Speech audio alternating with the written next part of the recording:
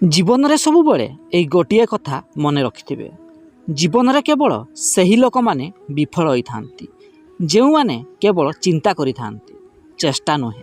କାହିଁକି ନା କଥାରେ ଅଛି, ବାରମ୍ବାର ଚେଷ୍ଟା କରୁଥିବା ଲୋକର କେବେ ବି ହାର ହୋଇନଥାଏ ଏବଂ ଖାଲି ବସିକି ଚିନ୍ତା କରୁଥିବା ଲୋକର କେବେ ବି ସ୍ୱପ୍ନ ପୂରଣ ହୋଇନଥାଏ।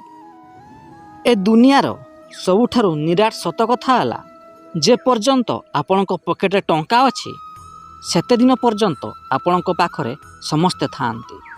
ଆଉ ଯେବେ ଆପଣଙ୍କ ପକେଟରେ ଟଙ୍କା ନଥାଏ ତେବେ ଆପଣଙ୍କ ପାଖରେ କେହି ବି ରହିନଥାନ୍ତି।